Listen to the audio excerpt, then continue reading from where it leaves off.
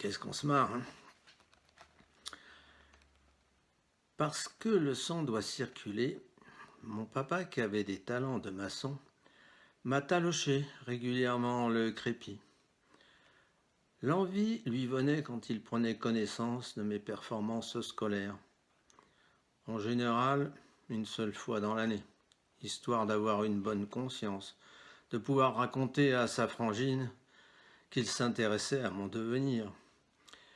Il savait bien que je faisais tout ce que je pouvais, que je godillais malgré les vents contraires, qui me ramenaient toujours vers la misère. Je donnais tout, sans compter, j'avais pas grand-chose. Cela lui prenait comme ça, d'un coup, à la fin du repas, après que les informations nous avaient vomi leur lot de déconfitures et de catastrophes, qu'il n'y avait plus rien à en tirer du poste, plus de raison de se foutre en boule. Il y avait comme un manque. Mais l'heure est à mon exotisme scolaire. Tiens, qu'il me dit, si tu me faisais voir un peu ton carnet. J'avais beau essayer de faire diversion, d'évoquer les informations qu'on venait de s'enfiler religieusement, faire voir que je m'intéressais au monde, il n'en démord pas. C'est bien de mes performances scolaires qu'il veut s'enquérir. T'as vu comme je cause? Tout le monde savait autour de la table que le dessert n'allait pas être du nougat qui colle au ratiche, qu'on allait bien se marrer, qu'il allait lire à haute voix mes résultats lamentables, en faire des commentaires, pleins d'humour et des vannes, grosses blagues qui feront oublier à tout l'auditoire que ça va finir mal, des plaisanteries sur toutes ces bulles qui enjolivent les colonnes. Mais le savon approche, la grande lessive, mieux qu'avec le tipol. Je vais reluire du postérieur.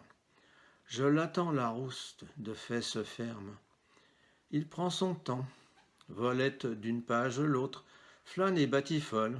On rigole de plus en plus, calembours et blagues fusent crescendo. Le vertige des montagnes russes soulève les âmes, envole les craintes.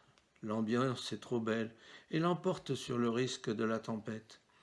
On oublie un peu que la dernière fois, la salle à manger en fut ravagée, sinistrée. À retapisser, on profite. C'est tellement rare qu'on se poile autant avec le père et la mère. Elle a les yeux qui pleurent tellement les propos sont rigolards, même qu'elle en rajoutera un peu, histoire de dire qu'elle souscrit à la joyeuseté qui s'installe en toute inconscience. Il n'y en a qu'une qui ne rit que du bout des lèvres, hein, c'est ma sœur. Pourtant, il y a des fois, c'est à se tordre. Quand il veut, il a sacrément de l'humour, le paternel. Il lui faut une muse en quelque sorte. Et c'est moi, le vénard, qui musarde à l'école, qui sera ce catalyseur de cataclysme. Bien sûr, elle anticipe un peu sur la météo qui va changer d'un coup. Anticipe que le monde va basculer. Et la table aussi, et les repas, tout va chavirer. Ma mère oublie le séisme à venir. Pourtant, elle connaît le tsunami. Elle l'a dans son pieu chaque soir. Elle l'a vécu aussi plusieurs fois depuis que je crapahute au lycée, que j'aligne des performances sans égales. Le frérot, quant à lui, déjà malin, il piche pas trop, mais il se gaffe qu'un jour ce pourrait être son lot. Le tourniquet des sales notes. Il rit quand même, avec un fond de doute, de trouille d'un avenir qui pourrait s'assombrir. Une rigolade en famille, c'est toujours bon à prendre, après tout. Ce n'est pas si fréquent, et si Paris vaut bien une messe, une franche poilade vaut bien quelques rougeurs sur mes fesses. C'est dans ce livre, je vous le conseille, je vous embrasse.